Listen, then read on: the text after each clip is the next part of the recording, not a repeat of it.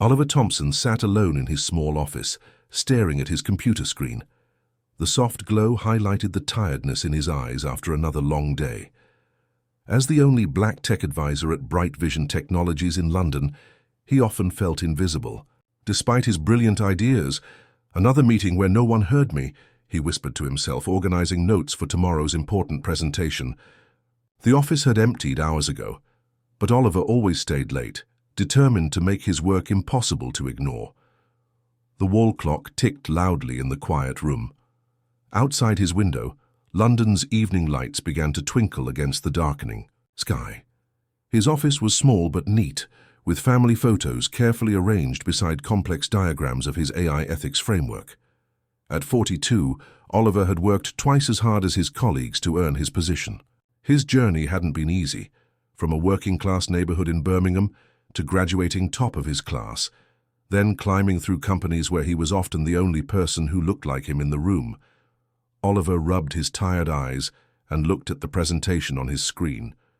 His latest AI ethics framework could revolutionize the industry, making technology safer and more inclusive for everyone. He had spent 3 years developing it, testing every possibility, fixing every flaw. "They have to listen this time," he said to himself, remembering how his previous ideas had been overlooked, only to be suggested months later by white colleagues who received immediate praise. The building was nearly empty now. The cleaning staff nodded respectfully as they passed. His door, they were used to seeing Oliver working late. Many were immigrants like his parents had been, and he always made time to chat with them when others didn't. His phone buzzed on the desk, interrupting his thoughts. Oliver picked it up, expecting a message from Emma about dinner. Instead, he saw an unfamiliar number. The message made his heart skip a beat. "Mr. Thompson, this is Robert Williams, CEO of Global Tech. Your work on ethical AI implementation has come to my attention. We should discuss a potential partnership. Initial valuation, $1.8 billion. Available to meet this week." Oliver's hands trembled slightly. Global Tech was one of the biggest technology companies in Europe. This wasn't just any partnership. This was the kind of opportunity that changed lives, that made history. He read the message 3 more times, making sure he hadn't misunderstood. 1.8 billion, almost £2 billion. The number was hard to comprehend. Oliver leaned back in his chair, taking deep breaths. This could change everything, not just for him, but for Emma's future, for his parents who had sacrificed so much, for other black professionals struggling to be recognized in the tech world. His mind raced with possibilities. With Global Tech's resources and reach, his framework could become the new industry standard. Companies worldwide would build technology that worked fairly for everyone, not just for people who looked like their developers. Oliver began typing a reply, then stopped. This was too important for a hasty response. He needed to think carefully, prepare thoroughly. Robert Williams hadn't reached out by accident. He had seen value where Oliver's own company often failed to. He saved his work and began shutting down his computer, suddenly eager to get home. He needed to tell Emma. She had always believed in him, even when he doubted himself. As he packed his bag, Oliver noticed the small award on his shelf, Regional Innovation in Technology, from 5 years ago. It was the only recognition his company had ever given him, despite numerous contributions that had increased their profits significantly. "Maybe now they'll see," he murmured, touching the award briefly before turning off his office light. The journey home on the Underground gave Oliver time to think. Other passengers stared at their phones, unaware that the tired man in the corner might soon change the future of technology. He smiled at the thought. Walking the final blocks to his modest townhouse in East London, Oliver felt lighter than he had in years. The neighborhood was quiet, with only the occasional dog walker nodding hello. He opened his front door to the smell of his daughter's cooking. Emma had inherited her grandmother's talent in the kitchen, especially with traditional Jamaican dishes that reminded Oliver of his childhood. "Dad, dinner's ready," called Emma from the kitchen. At 19, she was already showing the same determination that had carried Oliver through his challenges. Her university applications were nearly finished, top schools that would open doors for her that had been closed to her father. Oliver hung up his coat. the important message still burning in his pocket like a treasure map. He would tell her over dinner, watch her eyes light up with excitement. "Coming, love," he called back, smiling.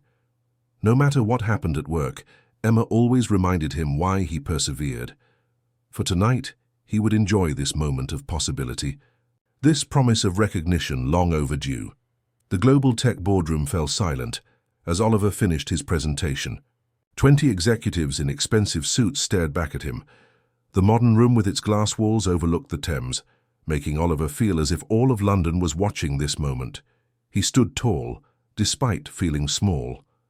His navy suit, carefully chosen for this meeting, was good but not as expensive as those around the table. Oliver had practiced this presentation for weeks, refining every slide, anticipating every question. "Impressive work, Mr. Thompson," said Robert Williams with a nod. The CEO's silver hair caught the light as he leaned back in his leather chair. "Your ethical framework addresses concerns we've struggled with for years." Oliver allowed himself a small breath of relief. The hardest part was over. He had explained how his AI ethics framework could transform the industry while protecting users from harm. Then William Blackwood, the finance director, stood up. Tall and thin with cold blue eyes, he straightened his red tie before speaking. "Interesting theory, but is it practical? Your background is quite unusual for this industry, isn't it?" The room temperature seemed to drop.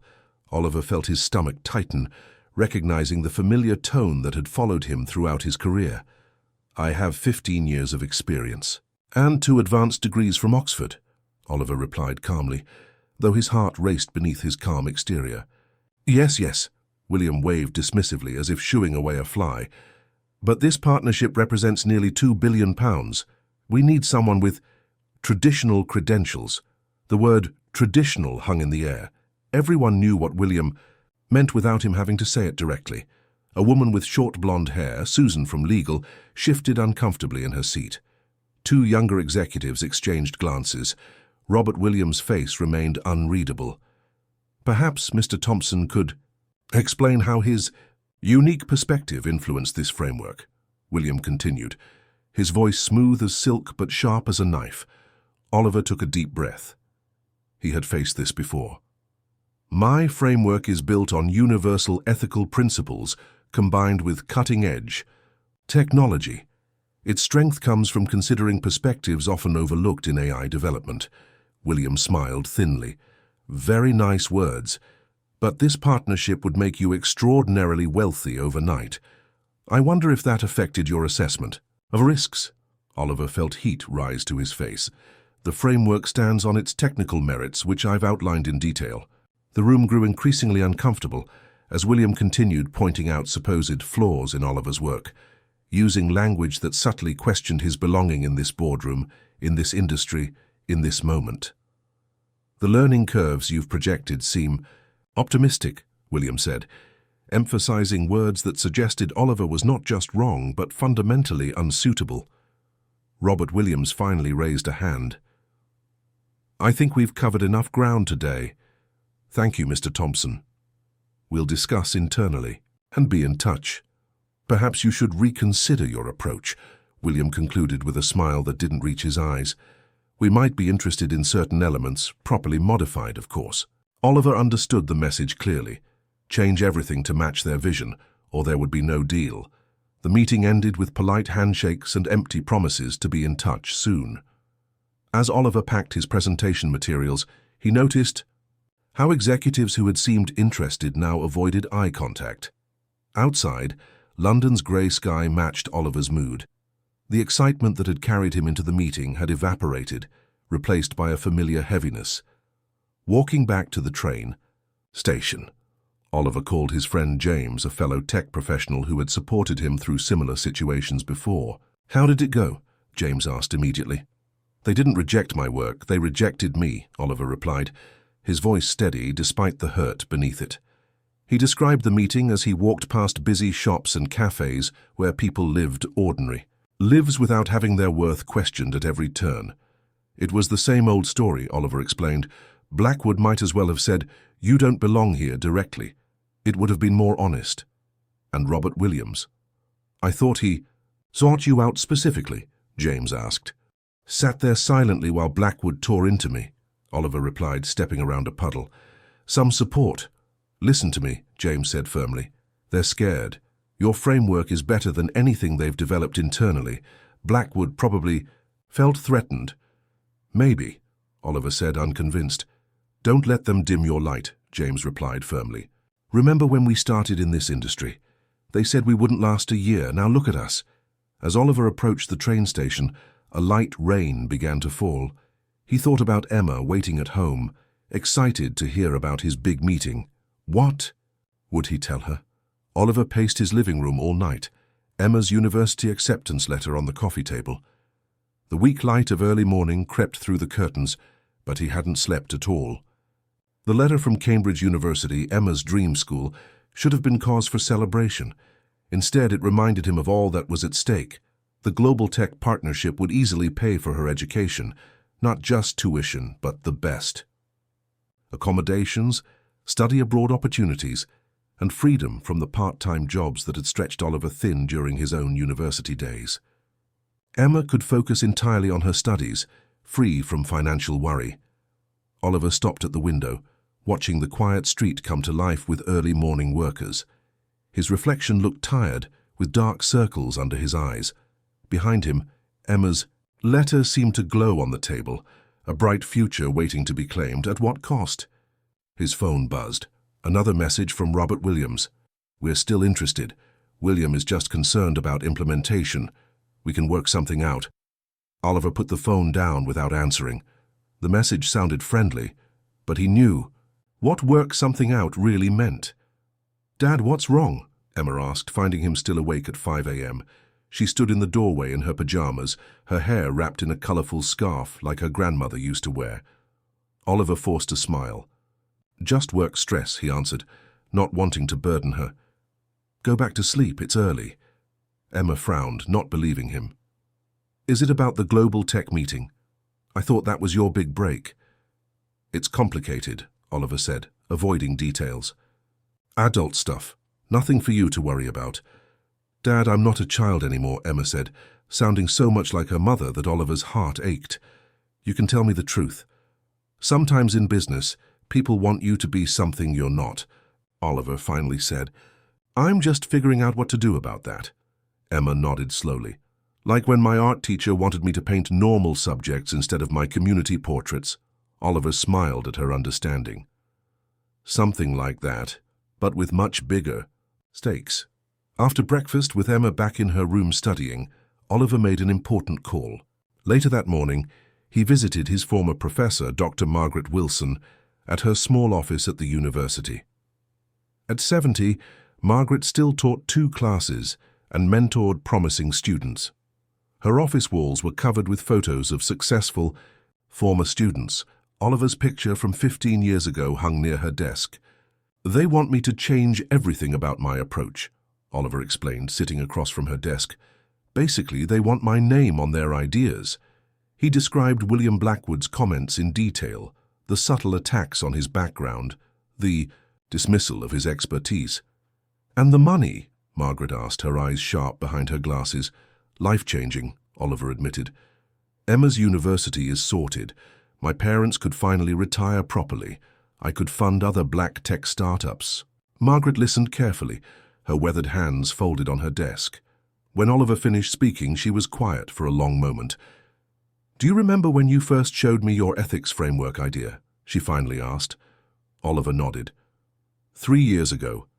You said it was ambitious. I said it was revolutionary, Margaret corrected him. And it still is. That's why Global Tech wants it, even if they want to change it beyond recognition.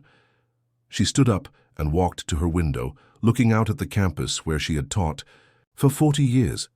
Oliver, what message would accepting these terms send to Emma? To other young people who look like you? She asked quietly. The question hit Oliver hard. He thought about the countless times he'd told Emma to never compromise her dignity, to never let others define her worth. How many dinner-table conversations had they had about standing firm in her values? You think I should walk away? Oliver said. It wasn't a question. I think you already know what's right, Margaret replied. You're just afraid of the consequences. She turned back to face him. You've built something revolutionary, Margaret continued. If global tech doesn't value that properly, others will. Oliver thought about Emma's face when he'd explained to her at age 12 why some people would try to make her feel less worthy. He remembered promising her that he would always show her how to stand tall. The money would make things easier, he admitted. Easy and right are rarely the same path, Margaret said with a gentle smile. That's something you taught me, you know. In your thesis defense, when the committee questioned your unconventional approach. After leaving Margaret's office, Oliver decided to walk home rather than take the bus. Walking through Victoria Park, with families enjoying the sunny day around him, Oliver felt his mind clearing. A group of young black teenagers played football nearby, their laughter carrying across the grass.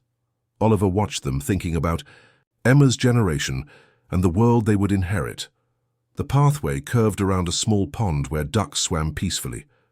Oliver stopped to watch them, remembering how he used to bring Emma here when she was small. Walking home through Victoria Park, Oliver made his decision. The partnership wasn't worth sacrificing his principles. The money would solve problems, yes, but create new ones he couldn't live with. As he reached the park exit, Oliver took out his phone to call Robert Williams. It was time to stand firm. I appreciate the opportunity, Oliver told Robert Williams over the phone, but I must withdraw from the partnership discussions. His voice was steady despite his racing heart. It was early morning, and Oliver stood by his kitchen window, watching the sunrise as he made the most difficult professional decision of his life. There was a long pause on the other end of the line. Is this about William Blackwood? Robert finally asked. I can speak to him. We can adjust our approach. It's not just about one person, Oliver explained. It's about respect for my work and vision. The framework loses its purpose if changed to match your existing systems. After the call ended, Oliver sat quietly at his kitchen table. $1.8 billion. He had just walked away from financial security that most people could only dream about. Yet somehow he felt lighter. The industry was shocked when news broke the following day. Technology blogs and financial papers ran headlines asking why anyone would reject such an enormous deal. Rumors spread quickly about why Oliver had walked away from $1.8 billion. William Blackwood gave interviews claiming Oliver couldn't handle constructive criticism. In one particularly harsh piece in the Financial Times, he suggested Oliver was playing the race card to cover technical shortcomings in his work. Oliver didn't respond publicly. His inbox filled with messages, some supportive, others questioning his sanity. His parents called, worried about what they'd read online. You sure, son? His father asked gently. That's a lot of money to walk away from. I'm sure, Dad, Oliver replied. Some things cost too much even when they pay well. But not everyone agreed with Blackwood's version of events. 3 other global tech executives privately reached out to Oliver, apologizing for their silence during the meeting. What happened in that room was wrong, wrote Susan from legal. I should have spoken up. A junior executive named Michael sent a longer message. I've watched this happen to others before. The company talks about diversity, but punishes different perspectives. I'm looking for another job. 2 weeks after declining the partnership, Oliver was working late in his home office when an unknown number called his phone. Mr. Thompson, this is Thomas Bennett, founder of Ethical Future Labs. Oliver recognized the name immediately. Ethical Future Labs was smaller than Global Tech, but had a sterling reputation for integrity. I saw what happened, Thomas continued. Word travels fast in our industry. Would you consider bringing your framework to us instead? As a full partner, not just an advisor. Oliver sat up straighter. Partner. Equal stake in the venture. Your name on the patents. Creative control over implementation, Thomas explained. We've been working on similar problems but taking a different approach. Your framework could be the missing piece. Meanwhile, without telling her father, Emma had started a blog describing his experience, which went viral within days. She didn't name Global Tech directly, but described the pattern she had watched her father face throughout his career. Father taught me to never compromise my dignity, she wrote. This week, he showed me what that looks like, even when it costs $1.8 billion. Tech publications picked up Emma's story, connecting it to Oliver's withdrawn partnership. Soon, industry journalists began investigating patterns of discrimination at major companies, revealing similar stories from other minority professionals. Global tech stock took a minor hit as investors questioned the company's leadership. Robert Williams issued a carefully worded statement about miscommunication and commitment to diversity. A month after his decision, Oliver met his friend James at their favorite coffee shop near the Thames. The leaves were turning golden in the trees along the river. "Did I do the right thing?" Oliver asked, watching boats pass by. The question had kept him awake many nights, even as negotiations with Ethical Future Labs progressed. James stirred his coffee thoughtfully. "When I was starting out, I compromised too many times because I was afraid of losing opportunities. Each time I lost a piece of myself instead." He looked directly at Oliver. "You showed courage when it mattered most," James replied. "That's always right." Oliver nodded slowly. The partnership with Ethical Future Labs was smaller than Global Tech had offered, only $300 million to start, but it preserved everything important about his framework. Emma had received a partial scholarship to Cambridge. Life was moving forward on different but better terms. "Emma's blog has 17,000 followers now," Oliver mentioned. "She's thinking about studying journalism instead of computer science." James laughed. "Like father, like daughter, neither of you afraid to change the narrative." They watched the boats a while longer, comfortable in silence between old friends who understood the weight of choices and the value of standing firm. 6 months later, Oliver stood on stage at the London Tech Summit, accepting the Innovation Award for his work with Ethical Future Labs. The Grand Hall was filled with the brightest minds in technology, but Oliver could only see the proud faces of those who had believed in him when it mattered most. The spotlights felt warm on his face as he held the crystal award, its edges catching the light. 6 months ago, he had walked away from what seemed like the opportunity of a lifetime. Now he stood here vindicated. Their partnership with Ethical Future Labs had already reached $2.2 billion in value, attracting investors who appreciated both innovation and integrity. The framework that William Blackwood had dismissed was now being implemented by companies across Europe and North America, changing how AI systems made decisions. In the audience, Emma beamed proudly next to James and Dr. Margaret Wilson. Emma wore the scarf her grandmother had given her for good luck, the bright colors standing out in the sea of formal wear. Dr. Wilson had postponed her retirement to join their advisory board, bringing decades of wisdom to the project. Oliver adjusted the microphone, suddenly aware of all the eyes on him. The room fell silent, waiting for his words. "This award belongs to everyone who believes technology should serve all humanity," Oliver said into the microphone, his voice steady and clear. "And to those facing barriers, your perspective isn't a limitation, it's your greatest strength."